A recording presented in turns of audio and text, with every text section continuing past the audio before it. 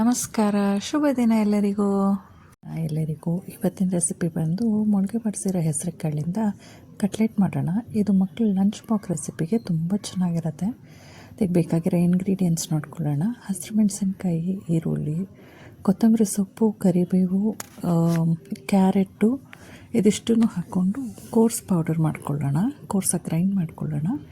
ಇವಾಗ ಅದಕ್ಕೆ ರುಚಿಗೆ ತಕ್ಕಷ್ಟು ಉಪ್ಪು, ಅಚ್ಚಕಾರದ ಪುಡಿ, ಧನಿಯಾ ಪುಡಿ, ಅರಿಶಿಣದ ಪುಡಿ, ಆಮೇಲೆ ಆಮ್ಚೂರು ಪುಡಿ ಇದಿಷ್ಟನ್ನು ಹಾಕ್ಕೊಂಡು ಒಂದು 2 ಚಮಚದಷ್ಟು ಅಕ್ಕಿ ಹಿಟ್ಟನ್ನು ಹಾಕ್ಕೊಂಡು ನೀಟಾಗಿ ಅದನ್ನು ಮಿಕ್ಸ್ ಮಾಡ್ಕೊಳ್ಳೋಣ.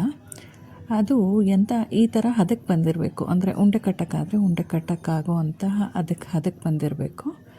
ಆಮೇಲೆ ಅದನ್ನು ಕಟ್ಲೆಟ್ ಶೇಪ್ಸಿಗೆ ಮಾಡಿಕೊಂಡು ನೀಟಾಗಿ ಎಲ್ಲೂ ಬಿರುಕಿಲ್ಲದೆ ಇರೋ ಹಂಗೆ ನೋಡಿಕೊಂಡು ಅದನ್ನು ನೀಟಾಗಿ ಟ್ಯಾಪ್ ಮಾಡಿಕೊಂಡು ಎಲ್ಲ ಕಡೆಯಿಂದ ಎಲ್ಲವೂ ಈಗ ನಾನು ಮಾಡ್ಕೊಂಡಿರೋದ್ರಲ್ಲಿ ಒಂದು 8 ಕಟ್ಲೆಟ್ಸ್ ಆಗಿದೆ. ನಾನು ಒಂದು 100 ಗ್ರಾಮ್ಸ್ ಅಷ್ಟು ಕಾಳನ್ನ ಮೊಳಕೆ ಬರೆಸಿಟ್ಟಿದ್ದೆ.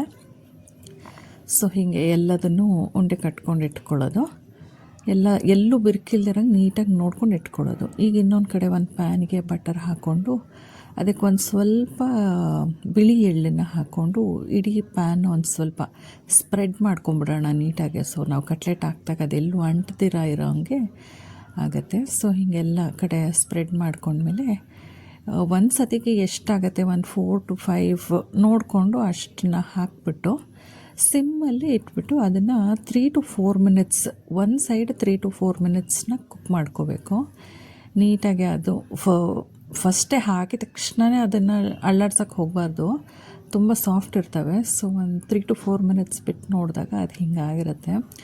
ಒಂದು ಸತಿ ಅದನ್ನು ಉಲ್ಟಾ ಮಾಡ್ಕೊಂಡು ನೋಡಿ ಅದು ನೀಟಾಗಿ ಆಗಿದೆಯಾ ಅಂತ. ಇಲ್ಲಿ ನನಗೆ ಪರ್ಫೆಕ್ಟಾಗಿ ಆಗಿತ್ತು.